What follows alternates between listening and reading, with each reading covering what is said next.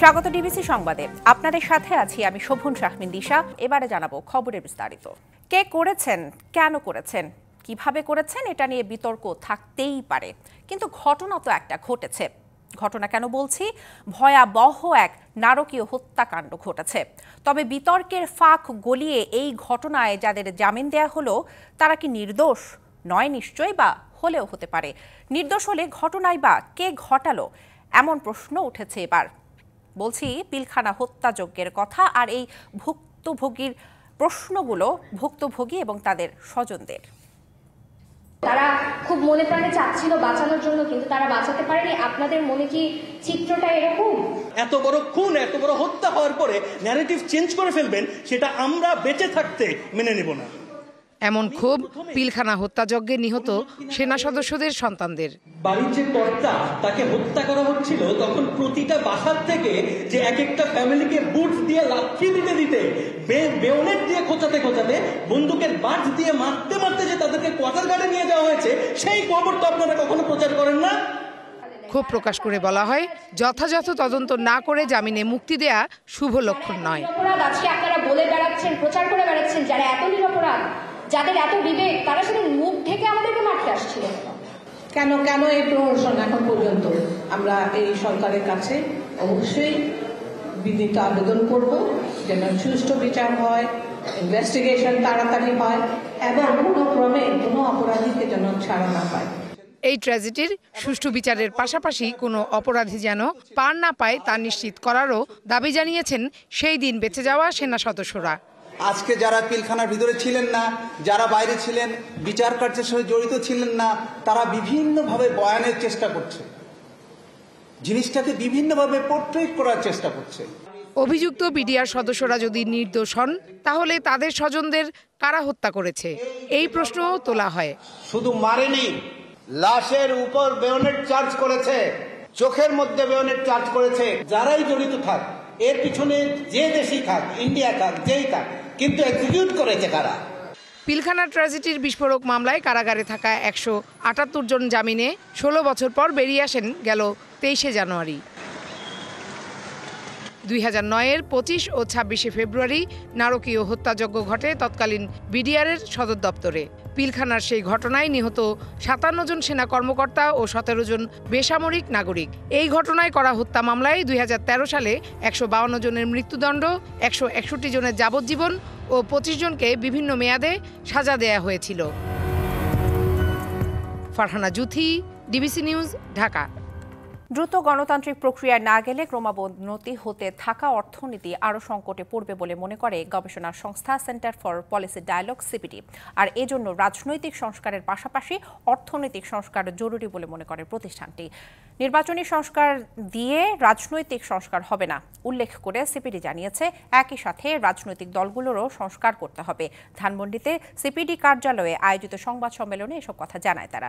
গবেষণা প্রতিষ্ঠানটি জানায়, গেল 6 মাসে কোনো উল্লেখযোগ্য পদক্ষেপ নিতে পারেনি অন্তর্বর্তী সরকার। অত্যাবশ্যকীয় পণ্য সরবরাহে চাঁদাবাজি, মজুতদারি, অযৌক্তিক মূল্য নির্ধারণের মতো অনিয়ম মোকাবেলায় পদক্ষেপ নেওয়া যায়নি। তাই মূল্যস্ফীতি নিয়ন্ত্রণে ব্যর্থ হয়ে চলতি অর্থ বছরে প্রথম 6 মাসে রাজস্ব প্রবৃদ্ধি হয়েছে 3.7%। কর্মসংস্থান কমেছে, রাজস্ব আহরণ কমেছে বিনিয়োগ। এই অত্যাবশ্যকীয় পণ্যের সরবরাহ শৃঙ্খলে চাঁদাবাজি, মজুতদারি, অযৌক্তিক মূল্য নির্ধারণের মতো অনিয়ম, এগুলো মোকাবেলা করা সম্ভব হয়নি সেখানে সরকার, তেমন যার কারণে সরকার বিভিন্ন পণ্যের দাম কমাতে পারছে না। নবায়নযোগ্য জ্বালানির অবদান এখনো মাত্র 4% এবং গত 6 মাসে আসলে এই ক্ষেত্রে তেমন কোনো পরিবর্তন হয়নি, অগ্রগতি হয়নি। অন্তর্বর্তী সরকারকে রাজনৈতিক পথে আনতে বেশ কিছু উদ্যোগ নেবে বিএনপি। সেটিকে আন্দোলনও বলা যেতে পারে বলে মন্তব্য করেছেন বিএনপির স্থায়ী কমিটির সদস্য সালাউদ্দিন আহমেদ। সকালে জাতীয় প্রেস ক্লাবে জুলাই গণঅভ্যুত্থান, গণমাধ্যম এবং সাংবাদিকতা শীর্ষক আলোচনা সভায় তিনি এই কথা বলেন। আরও বলেন, নির্বাচন বিলম্বিত কেন হবে তা জনগণকে ব্যাখ্যা করতে হবে। ফ্যাসিবাদ বিরোধী শক্তিগুলো ঐক্য ধরে রাখতে হবে। আওয়ামী লীগ আগামী নির্বাচন করতে পারবে কিনা তা ঠিক করবে জনগণ। তবে গণহত্যার দায়ে দল আর ব্যক্তির বিচার করতে হবে বলেও জানান তিনি। সংস্কার কমিশন রিপোর্ট দেওয়ার পরও কেন সরকার রাজনৈতিক দলগুলোর সাথে বসছে না এমন প্রশ্ন রাখেন সালাউদ্দিন আহমেদ।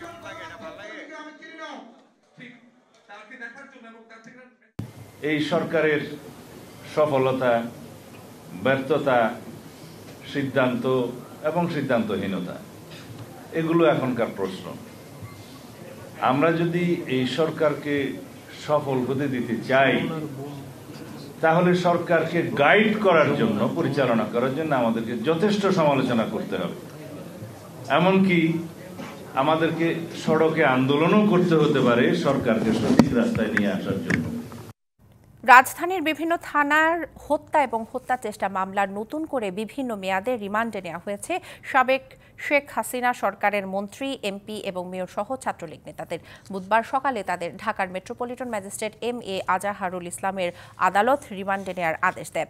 মোহাম্মদপুর থানার হত্যা চেষ্টা মামলায় সাবেক আইনমন্ত্রী আনিসুল হককে 3 দিন, বাড্ডা থানার হত্যা মামলায় সাবেক মেয়র আতিকুল ইসলামকে 4 দিন, মোহাম্মদপুর থানার হত্যা মামলায় সালমান এফ রহমান এবং সাবেক আইজিপি চৌধুরী আব্দুল্লাহ আল মামুনকে 3 দিনের রিমান্ডে পাঠানো হয়। এছাড়া উত্তর পশ্চিম থানার হত্যা চেষ্টা মামলায় গাজীপুরের সাবেক ভারপ্রাপ্ত মেয়র আসাদুর রহমান কিরণকে 4 দিন এবং ধানমন্ডি থানার হত্যা মামলায় ঢাকা বিশ্ববিদ্যালয় ছাত্রলীগের সাধারণ সম্পাদক তানভীর হাসান সৈকতকে 4 দিনের রিমান্ড দিয়েছে আদালত।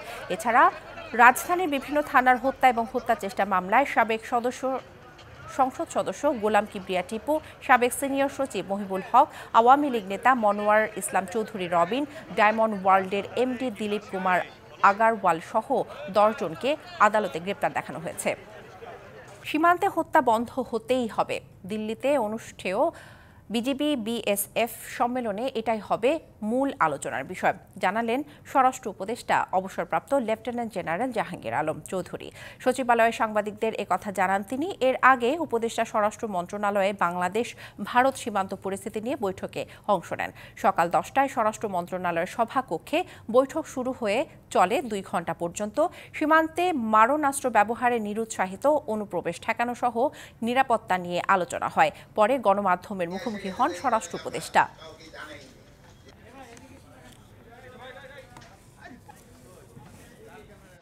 যে ভারতীয় নাগরিক এবং ভারতীয় দুষ্কারী কর্তৃক সীমান্ত হত্যা ও সীমান্ত নিরস্ত্র বাংলাদেশি নাগরিকদের উপর গুলি চালান, আহত বন্ধ করা, সীমান্তে যে হত্যা করছে ওটা যেভাবে হোক তাদের বন্ধ করতে হবে। সীমান্তে 150 গজের ভিতরে অনেক সময় কতগুলি কাজ আছে যেটা করার নিয়ম নেই, ওইগুলি অনেক সময় তারা করতে চায়। আর কিছু কাজ আছে যেটা করতে হলে দোনো দেশের পারমিশন লাগে। ধর্মঘট প্রত্যাহারের পর রেল যোগাযোগ সচল হলেও কমলাপুর রেলওয়ে স্টেশন থেকে 1 থেকে 1.5 ঘন্টা দেরিতে ছেড়েছে প্রতিটি ট্রেন। এতে দুশ্চিন্তা এবং ভোগান্তি মাথায় নিয়েই সময় পার করেছেন যাত্রীরা। রেল কর্তৃপক্ষ বলছে ইঞ্জিনজনিত সমস্যা আর ট্র্যাক ব্যালেন্সের কারণেই এমন পরিস্থিতি। স্বাভাবিক হতে সময় লাগবে আরও 2 দিন।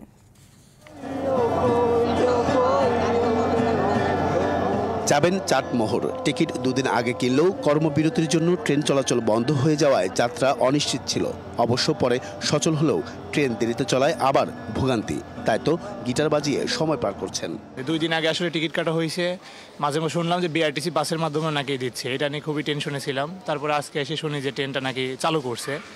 তো এখন পর্যন্ত বললাম ট্রেন কখন আসবে, বলছে যে অনেক লেট হতে পারে। এখন 2 ঘন্টা 3 ঘন্টা কি 4 ঘন্টা এটার কোনো সিওরিটি নাই। কমলাপুর রেলওয়ে স্টেশনে তার মতো অলস সময় পার করছেন শতাধিক যাত্রী, কারণ নির্ধারিত সময়ে প্ল্যাটফর্মে দেখা নেই নিজেদের গন্তব্যের ট্রেনটি। এখনও তো কোনো আমরা সিগন্যালও পাই নাই, কোন প্ল্যাটফর্মে গাড়ি দিবে সেটাও আমরা এখনো জানতে পারি নাই।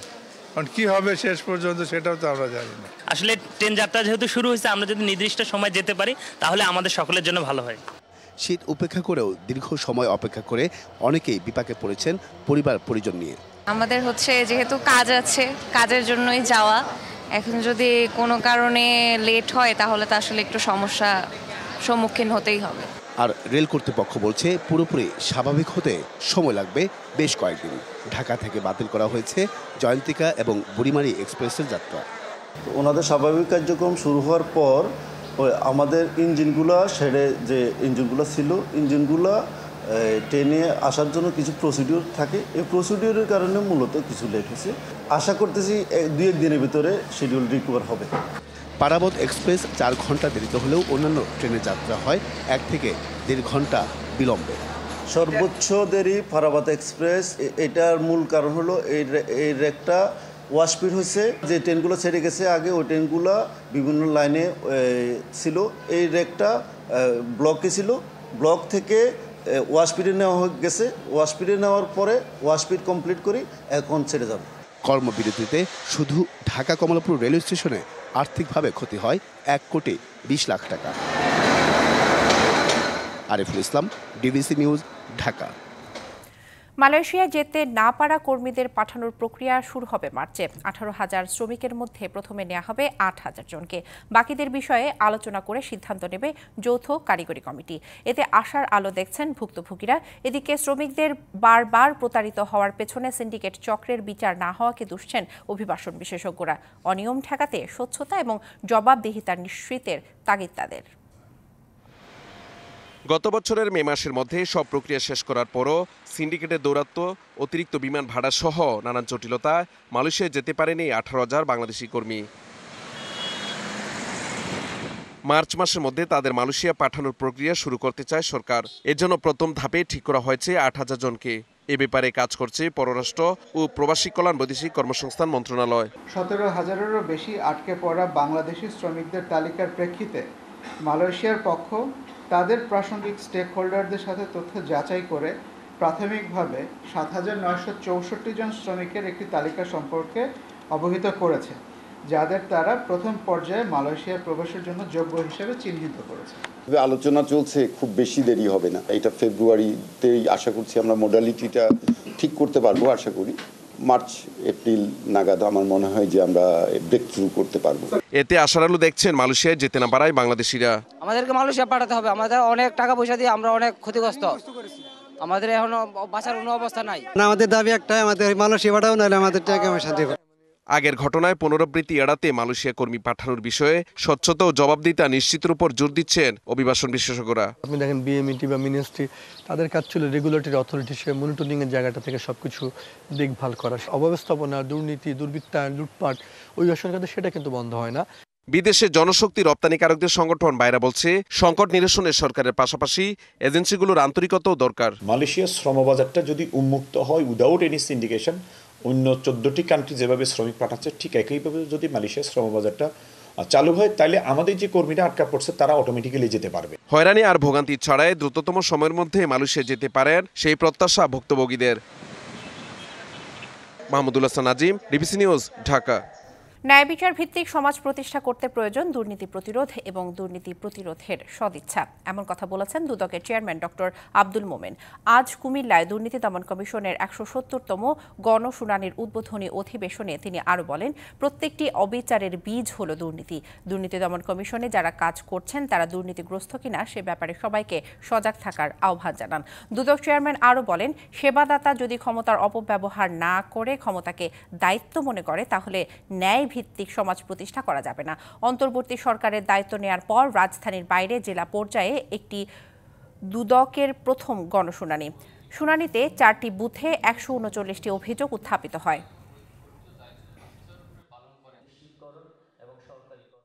আমাদের প্রধান আকাঙ্ক্ষা কি, যে একটা ন্যায় বিচার ভিত্তিক সমাজ গঠিত হোক।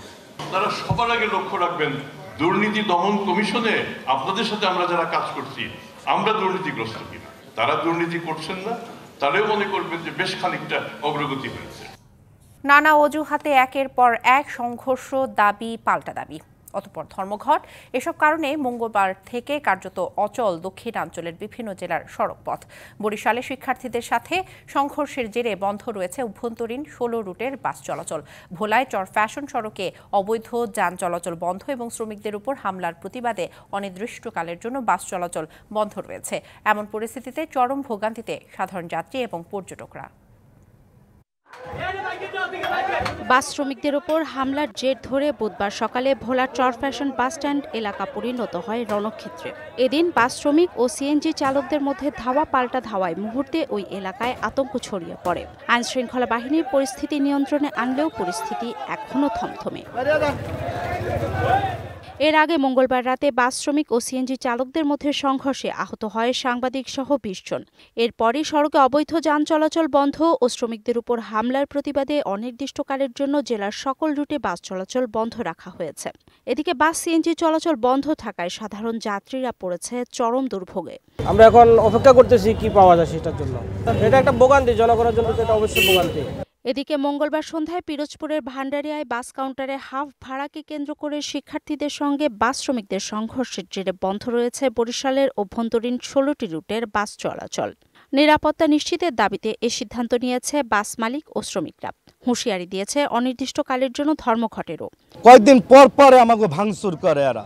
এই নিরাপত্তা আমরা সরকার কাছে চাই, আমরা দাবি এইটাই আমাদের। বরিশালে বাস ভাঙচুরের প্রতিবাদ সহ বিভিন্ন দাবিতে পটুয়াখালীর সকল রুটে অনির্দিষ্টকালের জন্য বাস চলাচল বন্ধ রেখেছে বাস মালিক সমিতি। এতে বিপাকে পড়েছেন অফিসগামী কর্মজীবী, শিক্ষার্থী এবং পর্যটকরা। সমস্যার কথা আমিও তো জানি না, আমি একজন যাত্রী, গাড়ি কাউন্টারে আসি দেখি গাড়িও নাই, লোকও নাই, গাড়ির লোকেরাও নাই। আর কোন প্রশ্ন আছে?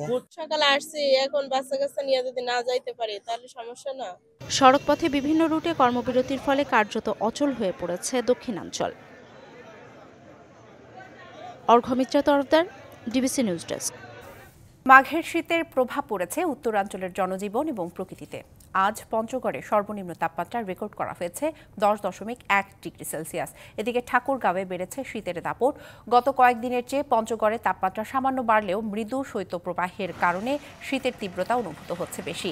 শীত উপেক্ষা করেই কাজে যাচ্ছেন শ্রমজীবীরা।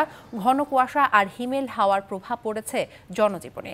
মহাসড়কে হেডলাইট জ্বালিয়ে চলাচল করছে যানবাহন। তীব্র শীতের কারণে ডায়রিয়া, শ্বাসকষ্ট, জ্বর, সর্দি সহ নানা রোগে আক্রান্ত হচ্ছে বয়স্ক ও শিশুরা। ঠাকুরগাঁওয়ে ভোর থেকে ঘন কুয়াশায় ঢেকে যায় চারপাশ। জেলায় সর্বনিম্ন তাপমাত্রা রেকর্ড করা হয়েছে 10.2 ডিগ্রি সেলসিয়াস। ঘন কুয়াশার কারণে ফসলের ক্ষতির আশঙ্কা করছেন কৃষক। সড়কে ব্যাহত হচ্ছে যান চলাচল। শীত বস্ত্রের অভাবে দুর্ভোগ বেড়েছে নিম্ন আয়ের মানুষের। বিপিএলে প্লে অফে টিকে থাকার ম্যাচে রংপুর রাইডার্সের বিপক্ষে লড়ছে চিটাগং কিংস। টসে জিতে রাইডার্সদের ব্যাটিংয়ে পাঠিয়েছে বন্দরনগরের ফ্র্যাঞ্চাইজিটি। শেষ খবর পাওয়া পর্যন্ত রংপুরের সংগ্রহ 5 উইকেটে 77 রান। এদিন ম্যাচে রংপুরের বিপক্ষে শুরুটা ভালো করেছে চিটাগং। ওপেনিংয়ে রংপুরের হয়ে ব্যাট করতে নেমে স্টিভেন টেইলর আর সৌম্য সরকার। 0 রানেই স্টিভেনকে প্যাভিলিয়নের পথ দেখান শরীফুল ইসলাম। দ্বিতীয় উইকেটে নামা সাইফ হাসানও বেশিক্ষণ টিকতে পারেনি উইকেটে। স্কোর বোর্ডে মাত্র 8 রান তোলার পরই তাকে সাজঘরে ফেরান খালেদ আহমেদ। সৌম্য হন রান আউট। স্কোর বোর্ডে 17 বলে 23 রান তুলেছেন এই ব্যাটার। কিংসের নেট রান রেট ভালো থাকায় শেষ 3 ম্যাচের একটিতে জিতলেই প্লে অফে উঠে যাবে চিটাগং। এবার রাজশাহীর ক্রিকেটারদের হোটেল ছাড়ার নির্দেশ দিয়েছে টিম ম্যানেজমেন্ট। খরচ বাঁচাতে এমন নির্দেশনা দিয়েছে ফ্র্যাঞ্চাইজিটি, বলছে দলীয় সূত্র।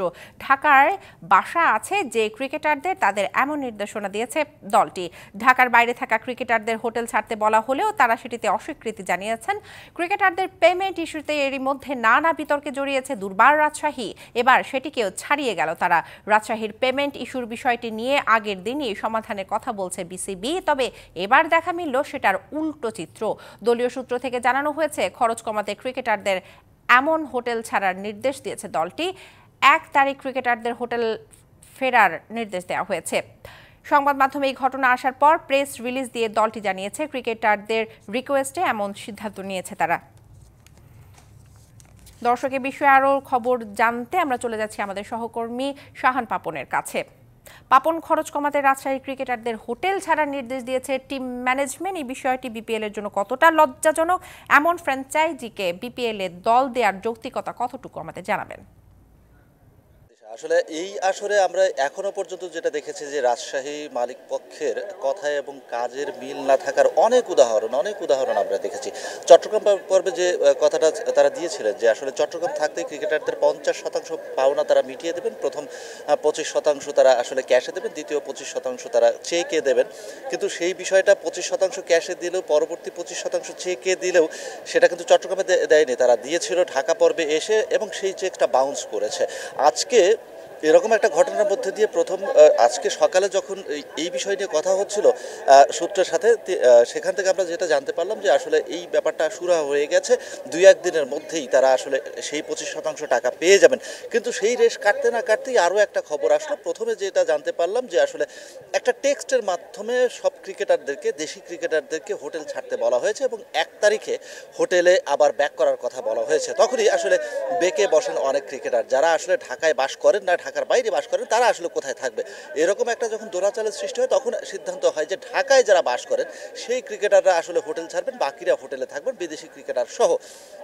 এবং এই মধ্যস্থতার মধ্যে দিয়ে যখন এই ফলাফলটা দাঁড়ালো, ঠিক তখনই আসলে টিম ম্যানেজমেন্ট থেকে একটা টেক্সট পাঠানো হলো, একটা মেইল পাঠানো হলো, যেটা সংবাদ বিজ্ঞপ্তিই বলতে পারি আমরা। সেখানে বলা হলো যে ক্রিকেটারদের অনুরোধের ভিত্তিতেই এরকম একটা সিদ্ধান্ত নেওয়া হয়েছে। এখন প্রশ্ন হলো, এ পর্যন্ত বিপিএল কিংবা ফ্র্যাঞ্চাইজি যে কোনো লিগ, যে কোনো দেশেরই আমরা দেখতে পেয়েছি যে একবার ক্যাম্পে ঢুকলে একটা ক্রিকেটার ছুটি নিয়ে বাড়ি যেতে পারে কিংবা তার ব্যক্তিগত কাজে যেতে পারে, কিন্তু মানে সবগুলো ক্রিকেটারকে হোটেল ছাড়ার নির্দেশে দেওয়া হবে, 2-4 দিন পর আবার হোটেলে ব্যাক করার কথা বলা হবে। সেটা শুধু বিপিএলে নাই, মানে তামাম কি বলবো, সারা বিশ্বের ফ্র্যাঞ্চাইজি ক্রিকেটের জন্য এটা বোধহয় আসলে প্রথম। সেটা আসলে কোনো ইতিবাচক ঘটনা নয়।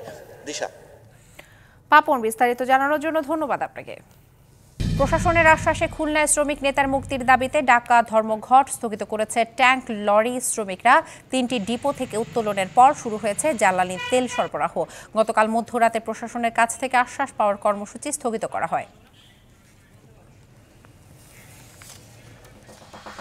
চুয়াডাঙ্গার বিভিন্ন সীমান্ত এলাকা থেকে আটক করা 4 কোটি টাকার মাদকদ্রব্য ধ্বংস করেছে বিজিবি।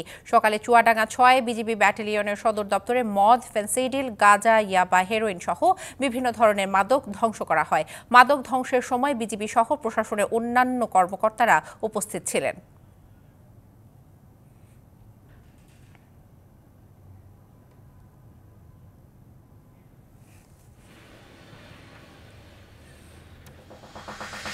খুলনা বিশ্ববিদ্যালয়ের ফিশারিজ অ্যান্ড মেরিন রিসোর্স ডিসিপ্লিনের আয়োজনে marine litre and coastal ecosystem Nexus শীর্ষক 3 দিনব্যাপী আন্তর্জাতিক সিম্পোজিয়াম শুরু হয়েছে। আন্তর্জাতিক উন্নয়ন সংস্থা GIZ ও জার্মান কোঅপারেশন এর সহযোগিতায় বিশ্ববিদ্যালয়ের অডিটোরিয়ামে ছিল এই আয়োজন।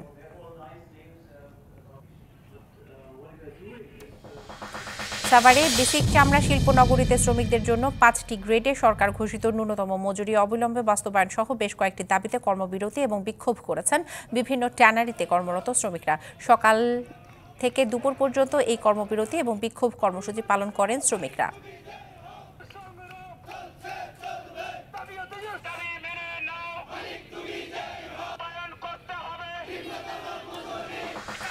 পবিত্র রমজান মাসকে সামনে রেখে নিত্য প্রয়োজনীয় দ্রব্যের দাম স্থিতিশীল রাখতে প্রশাসনের পক্ষ থেকে বাজার মনিটরিং করা হচ্ছে।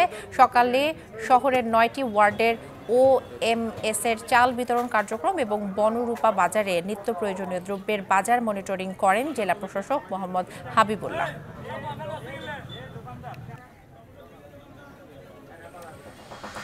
ইউক্রেন জুড়ে একের পর এক হামলা অব্যাহত রেখেছে রাশিয়া। এরই মধ্যে স্থানীয় সময় মঙ্গলবার খার্কিভ অঞ্চলের ডভোরিচনা নামের একটি বসতি দখলের দাবি করেছে রুশ সেনারা, যদিও এ নিয়ে এখন পর্যন্ত কোনো মন্তব্য করেনি কিয়েভ।